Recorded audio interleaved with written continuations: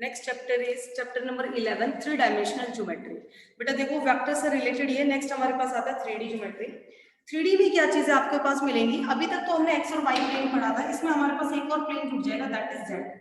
ये x plane है, ये वाई एक्सिस है और ये जेड एक्सिस हो गया। ये तीनों एक्सिस आपस में क्या रहते हैं? परपेंडिकुलर। इस टाइप से रहेगा कि आपके पास ये एक्स एक्सिस, ये वाई एक्सिस और ये जेड एक्सिस, ठीक है। ये तीनों आपके एक दूसरे के ऊपर क्या होते हैं बेटा? 90 डिग्री होते हैं। तीनों तीनों आपस में क्या रहते हैं? 90 डिग्री। यहां तक हो गया हमारे पास। अब उसके बाद 3D में सबसे पहले चीज हमारे पास आएगी direction ratios, direction cosine. First exercise हमारी इसी से रिलेटेड है। उससे पहले बेटा दो पॉइंट्स के बीच का डिस्टेंस भी हम देख लेंगे। इसमें हमारे पास पॉइंट कुछ ऐसा है, फॉर एग्जांपल ए पॉइंट होगा x1 y1 और z1 और बी पॉइंट हमारे पास है for example x2 y2 z2। तो सबसे पहले हम तीन पॉइंट्स में डिस्टेंस फॉर्मूला देखेंगे। 10th क्लास में कोऑर्डिनेट ज्योमेट्री में हम लोग 2 पॉइंट्स का डिस्टेंस पढ़ चुके हैं। अब ये 3 में है, 3D है, तो यहां से देखिए बेटा AB का डिस्टेंस फॉर्मूला क्या बनेगा? x2 - x1 का स्क्वायर प्लस y2 - y1 का स्क्वायर प्लस z2 - z1 का स्क्वायर का अंडर रूट। ये आ गया हमारे पास इसमें डिस्टेंस फॉर्मूला। पहली चीज ये होगी। दूसरा इसमें हमारे पास सेक्शन फॉर्मूला भी बिल्कुल सेम रहेगा जो हमने सेक्शन फॉर्मूला पहले पढ़ा हुआ है। क्या पढ़ा था हमने? ये दो पॉइंट्स हैं x1 y1 z1 और ये पॉइंट हमारा x2 y2 z2 और लेट करके चल रही है m:n रेशियो में डिवाइड कर रहा है AB को। Find the coordinate of C। अब हमें C का कोऑर्डिनेट निकालना है। अगर हमें C का कोऑर्डिनेट निकालना है तो हम क्या करेंगे? ये देखो बेटा C का कोऑर्डिनेट कैसे निकलेगा? m मल्टीप्लाई होगा x2 से, n मल्टीप्लाई होगा x1 से ओवर m प्लस n।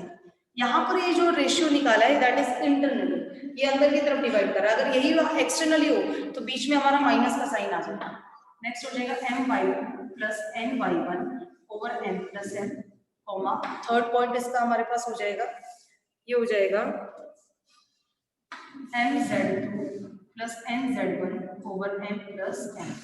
ये हो गया हमारे पास, ये इसके कोऑर्डिनेट्स निकल के आ गए, ठीक है। तो ये हमने इसका सेक्शन फॉर्मूला भी देख लिया और इसके डिस्टेंस बिटवीन 2 पॉइंट्स भी देख लिया 3D में। अब उसके बाद हमारे पास इसमें आता है डायरेक्शन कोसाइन।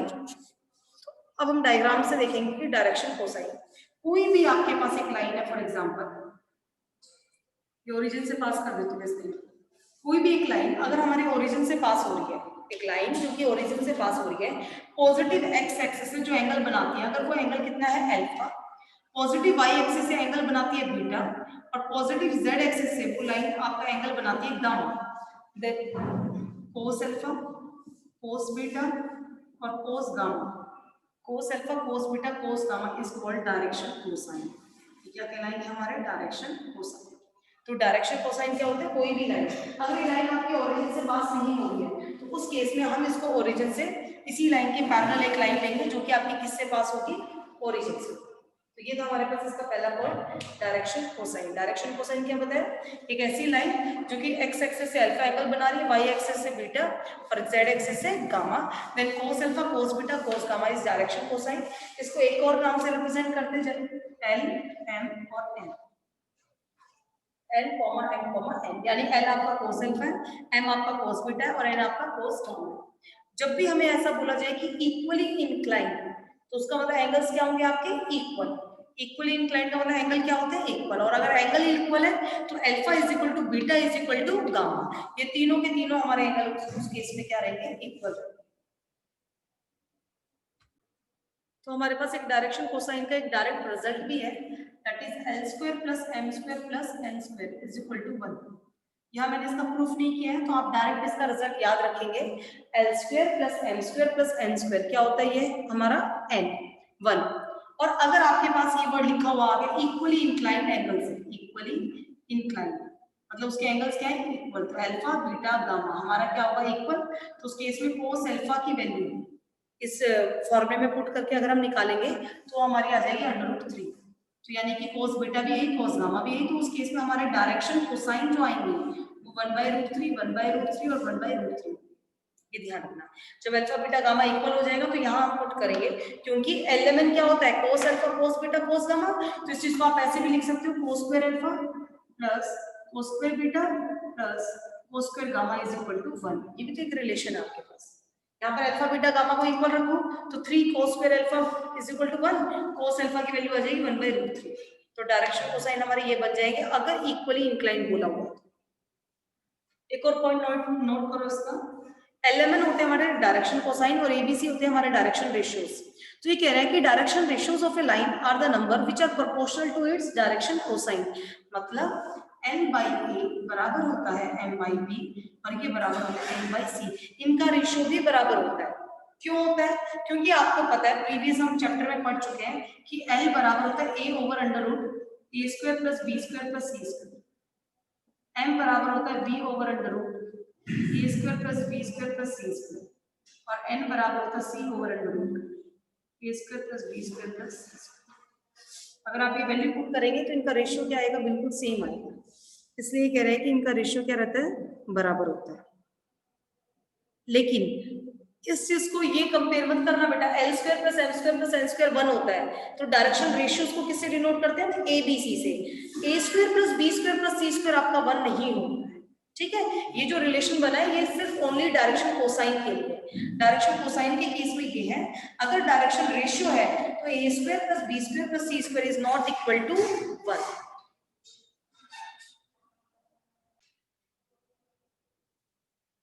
नेक्स्ट पॉइंट हमारे पास है डायरेक्शन रेशियो फॉर 2 पॉइंट्स। अगर 2 पॉइंट्स गिवन है तो उनका डायरेक्शन रेशियो कैसे निकालेंगे? 10th चैप्टर में पढ़ चुके हैं। इफ x1 y1 z1, एक पॉइंट हमारा ये है a और b पॉइंट हमारा है x2 y2 z2। तो डायरेक्शन रेशियो ऑफ AB, तो AB के डायरेक्शन रेशियो कैसे निकलते हैं? B के पॉइंट में से A के पॉइंट माइनस करेंगे हम तो क्या आएगा? x2 minus x1 y2 minus y2 z2 minus z। ये हमारे निकल के आ गए डायरेक्शन रेशियोज। ठीक है, सेम यही चीज हम लोग इस पर भी अप्लाई कर सकते हैं। हमारे इस पर डायरेक्शन कोसाइन पर परपेंडिकुलर का केस, इफ आपके पास क्या है? इफ A एंड B, अगर टू वेक्टर्स आर परपेंडिकुलर, अगर A और B दो वेक्टर परपेंडिकुलर, तो हमने क्या पढ़ा था? A डॉट B हमारा हमेशा होगा 0।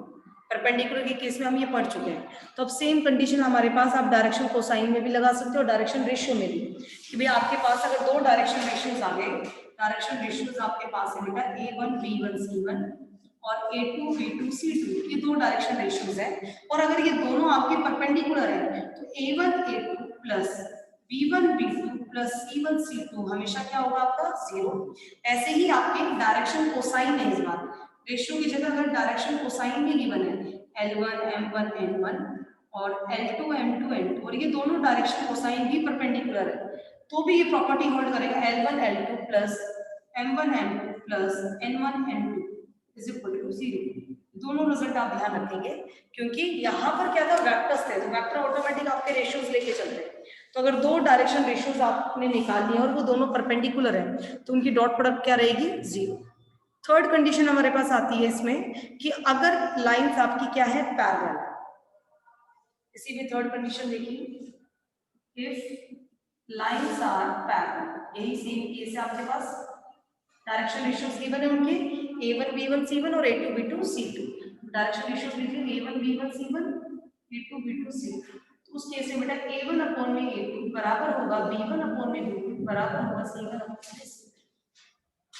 पैरेलल के केस में तीनों के रेशियोज क्या होते हैं? हमारे इक्वल होते हैं। ये सारी चीजें आपको पता होनी चाहिए इसमें। उसके बाद ही हम अपनी एक्सरसाइज की तरफ मूव ऑन करेंगे। तो ये था डायरेक्शन रेशियो। 2 पॉइंट से डायरेक्शन रेशियो आप लोग निकाल सकते हैं।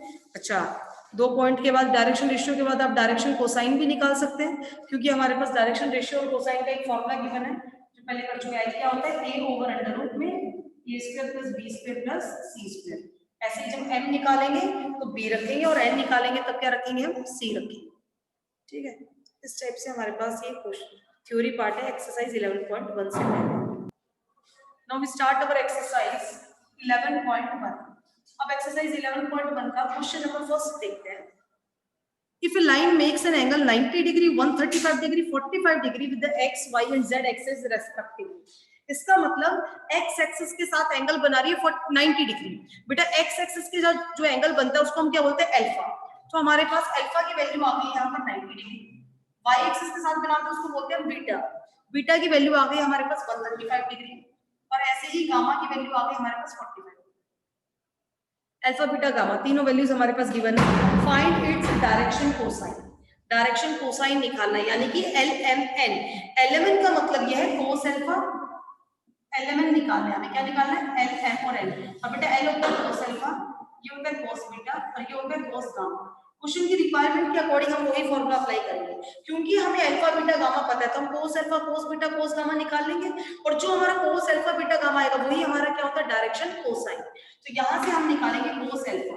कोस अल्फा का मतलब कोस 90 डिग्री, और कोस 90 डिग्री हमारा कितना होता है, 0। फिर हम निकालेंगे कोस बीटा। कोस बीटा का मतलब कोस 135 डिग्री। कोस 135 को लिख सकते हैं कोस, इसको हमने लिखा 180 माइनस 45, यही होता है। और 180 में से माइनस करें तो माइनस का कोस 45, और कोस 45 की वैल्यू थी 1/√2। ऐसे हम निकालेंगे कोस गामा यानी कोस 45, और कोस 45 की वैल्यू 1/√2। तो हमारे यहाँ से डायरेक्शन कोसाइन निकल कर आ गए हैं 0, माइनस 1/√2 ओवर 1/√2। इस टाइप से आप पूरा लिख कर दिखाएंगे, ये है हमारे डायरेक्शन कोसाइन। नेक्स्ट देखिए question number 2। Find the direction cosine of a line which makes equal angle with the coordinate axis. ये कह रहे हैं कि आपको डायरेक्शन कोसाइन बताना है, कोऑर्डिनेट एक्सिस के साथ इक्वल एंगल बना रहा है जो भी आपकी लाइन जा रही है, यानी अल्फा बीटा गामा आपकी इक्वल, ये इंफॉर्मेशन है। और हमें निकालना है कोस अल्फा कोस बीटा और कोस गामा, यानी सारे के सारे कोस अल्फा ही है हमारे पास। एक रिलेशन हमने पढ़ा था L² + M² + N² = 1। इस रिलेशन का यूज करेंगे, इसके अकॉर्डिंग हमारा हो गया cos² alpha + cos² beta + cos² gamma = 1। अगर अल्फा बीटा गामा बराबर है तो हम क्या लिख सकते हैं इसको, cos² alpha + cos² alpha + cos² alpha = 1। ये हो गया 3 cos² अल्फा = 1। और यहाँ से हमारे पास cos² अल्फा की वैल्यू आ गई 1/3।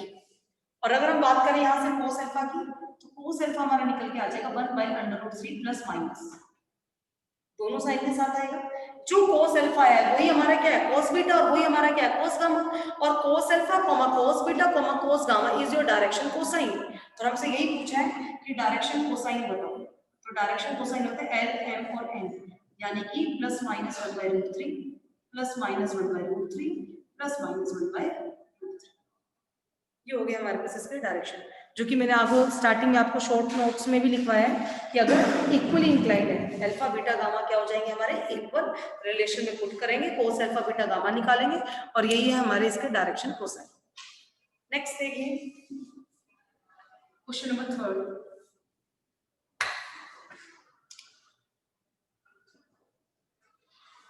क्वेश्चन नंबर 3 है, if A line has the direction ratios. हमारे पास इस बार डायरेक्शन रेशियोज गिवन है, डायरेक्शन रेशियोज है, एक बार लिख लेते हैं इसे। माइनस का 18, 12 और -4, -18, 12 और -4, यानी कि ए बी सी हमारे पास गिवन है। तो हमसे पूछा जा रहा है what is the direction ratio cosine. हमें निकालना है डायरेक्शन कोसाइन, मतलब एल हमें फाइंड आउट करना है, ये फाइंड आउट करना है। हमारे पास फॉर्मूला गिवन है, एल की वैल्यू होती है a ओवर अंडर रूट में a² + b² + c²। ऐसे m की वैल्यू होती है b ओवर अंडर रूट में a² + b² + c²। और ऐसे n की वैल्यू होती है c ओवर अंडर रूट में a² + b² + c²। ठीक है, ये तीनों वैल्यूज हमारे पास है, हम इन तीनों वैल्यूज का यूज करेंगे और एलिमेंट निकालेंगे। a हमारा माइनस का 18 अंडर रूट में माइनस का 18 का स्क्वायर प्लस 12 का स्क्वायर प्लस -4 का स्क्वायर। ऐसे बेटा नेक्स्ट आ जाएगा 12 ओवर, इसको सॉल्व कर लो क्योंकि बिल्कुल सेम है। 18 का स्क्वायर हमारे पास क्या होता है 324, 12 का 144 और 4 का 16, इनको प्लस कर लेंगे -4। नेक्स्ट में इनको प्लस करो, प्लस करने से हमारे पास क्या आ जाएगा इसका रिजल्ट, इसको सम करेंगे आ जाएगा 484। तो फाइनल रिजल्ट हमारे पास आ गया माइनस का 18, इसका स्क्वायर और सम करने के बाद आ रहा है 484 और जिसका अंडर रूट होता है 22। नेक्स्ट हमारे पास आ गया 12 ओवर 22 और थर्ड वन हमारा आ गया -4 ओवर 22। तो इसका मतलब हमारे जो डायरेक्शन कोसाइन निकले वो क्या क्या निकले, इसको कैंसिल आउट कर दो, माइनस का 9/11, ये कैंसिल होगा तो 6/11 और ये कैंसिल होगा तो -2/11। These are the required direction cosine. तो जब हमारे पास रेशियो गिवन है तो भी हम डायरेक्शन कोसाइन निकाल सकते हैं, एंगल गिवन है तब भी हम डायरेक्शन कोसाइन निकाल सकते हैं। ये था क्वेश्चन नंबर 3। नेक्स्ट देखो क्वेश्चन नंबर 4।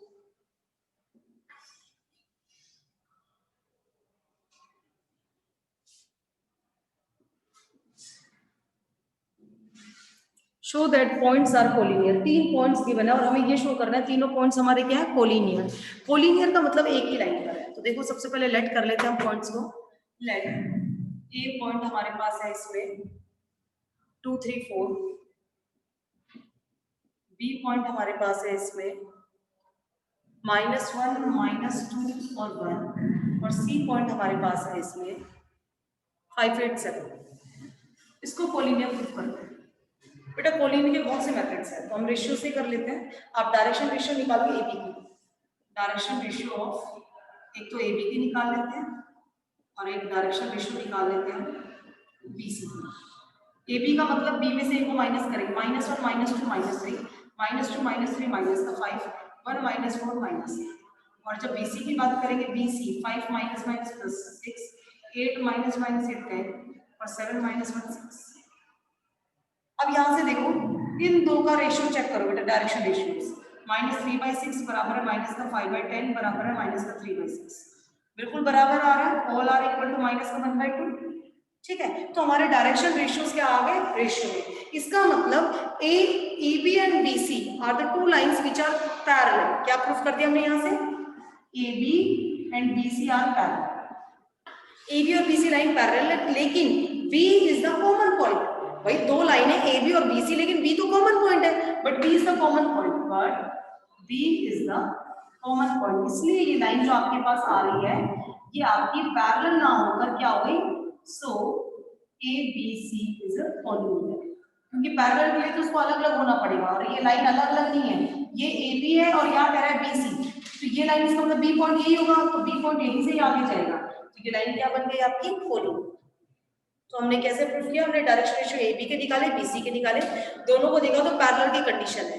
अब क्योंकि ए बी और बी सी पैरेलल है, ठीक है, लेकिन बी तो दोनों में कॉमन पॉइंट है, और अगर ये कॉमन है तो ये लाइन यहीं से आगे बढ़ेगी, और अगर ये लाइन ए बी से आगे बढ़ती है तो एक ही लाइन बन गई, तो इसका मतलब A B C is your collinear. Question number 5 देखिए, find the direction cosine of the sides of the triangle whose vertices. एक ट्रायंगल है जिसमें 3 साइड्स हैं, उन तीनों साइड्स के हमारे पास वर्टिसेस गिवन है ए बी और सी। ठीक है, पहले हम वर्टिसेस लिख लेते हैं, 3 5 -4, 3 5 -4। इसके हमारे पास है -1 1 और 2, और सी के पॉइंट है हमारे पास -5 -5 ये है बेटा। अब हमसे बोल रहा है कि आपको इन तीनों साइड्स के डायरेक्शन कोसाइन निकालना है। क्या निकालना है, डायरेक्शन कोसाइन। सबसे पहले अगर हम लाइन ए बी का डायरेक्शन कोसाइन निकाले तो हमें ए बी का क्या क्या चाहिए, डायरेक्शन रेशियो चाहिए। तो हम निकालेंगे डायरेक्शन रेशियो ऑफ, सबसे पहले direction ratio of A B. A B का डायरेक्शन रेशियो कैसे निकालेंगे, बी में से ए को माइनस करके, -1 -3 -4, 1 -5 -4, 2 -4 to 6। ये आ रहा है direction ratio of A B. अब डायरेक्शन रेशियो पता चल गया, अब हम निकालेंगे इसका डायरेक्शन कोसाइन। रेशियो पता होने के बाद कोसाइन निकाल सकते हैं, तो हम यहाँ से निकालेंगे डायरेक्शन कोसाइन। तो हमने लेट कर लिया direction cosine L1 M1 N। ये 1 1 इसलिए लेट किया क्योंकि इसकी डायरेक्शन कोसाइन हम लेट करेंगे L1 M1 N1, इसके L2 M2 N2 और इसके L3 M3 N3। ऐसे हमें तीनों साइड्स के डायरेक्शन कोसाइन निकालना। तो हम सबसे पहले साइड ए बी के निकाल रहे हैं यहाँ पर, तो direction cosine of side A B, यहाँ हम ए बी के डायरेक्शन कोसाइन निकालेंगे। तो देखो क्या निकलेगी, L1 क्या आ जाएगा हमारे पास, एक फॉर्मूला लिख लेते हैं एक बार, क्या होता है a/√a² + b² + c²। तो जैसे इसका 1 1 नाम लिखा है, हम मान के चल रहे हैं हमारे a1 b1 c1 है, तो ये हो जाएगा a1 ओवर में √a1² + b1² + c1²। अब वैल्यूज पुट कर देते हैं, -4 और में क्या है इसमें 4 का स्क्वायर और 6 का स्क्वायर। देखो बेटा माइनस का स्क्वायर भी क्या होता है, पॉजिटिव, इसलिए मैंने -4 ना लिख के डायरेक्ट इसको क्या लिख दिया, +4। चाहो तो आप यहाँ पर माइनस भी लिख सकते हैं, ऐसा कुछ नहीं, ब्रैकेट लगा दो। तो ये आ जाएगा -4/16 + 16 + 36 -4/32 + 36 -4/8 और 6 √60 √68 को अब हम और अगर फैक्टर करना चाहें तो 4 का मल्टीपल हम इसमें निकाल सकते हैं। 4 इसको लिख सकते हैं -4/4 इंटू 4 को कट करेगा 1 7 17 4 है ना 4 7 से हाफ तो ये अंडर रूट में आ गया। इसको अगर आप सॉल्व करोगे तो -4/2 √7 ये 2 L1 की फाइनल वैल्यू आ गई तो -2/7 यानी कि इसका डिनोमिनेटर जो पार्ट था हमने सॉल्व कर दिया उसको लिखेंगे 2/17। ऐसे ही हमारा m1 क्या आ जाएगा यार m1 आ जाएगा m1 सेकंड माइनस का 4/2 और n1 आ जाएगा हमारा 6/2 सॉल्व करेंगे इसे ये 2 ये 3 तो बेटा यहाँ से हमारे पास आ गया m1 आ गया हमारा -2/17 और n1 हमारा आ गया 3/7 ये हमने तीनों निकाला। तो ऐसे हमने निकाला साइड ए बी का डायरेक्शन कोसाइन। अभी तो साइड ए बी का निकला है सेम ऐसे हम निकालेंगे साइड बी सी और साइड ए सी। जैसे हमने बेटा रेशियो ऑफ ए बी निकाला था वैसे ही हम डायरेक्शन रेशियो ऑफ क्या निकालेंगे बी सी उसको हम लेट करेंगे A2 B2 C2 सी में से बी के कोऑर्डिनेट्स माइनस कर लेंगे आप लोग यहाँ पर सेम ऐसे L2 M2 N2 हम उसके लेट करेंगे डायरेक्शन कोसाइन बी सी के और फॉर्मूले में रख के वैल्यू निकालेंगे। बीसी के बाद आप लोग नेक्स्ट डायरेक्शन रेशियोज निकालेंगे एसी के सी में से ए को माइनस करेंगे ठीक है और फिर आप डायरेक्शन कोसाइन निकालेंगे एसी के उसको लेट कर लेंगे L3 M3 N3 ठीक ऐसे ही करके आप लोग ये दोनों बाकी बचे हुए 2 डायरेक्शन कोसाइन आप खुद से निकालेंगे एक मैंने निकाल दिया है। So this is complete our exercise 11.1।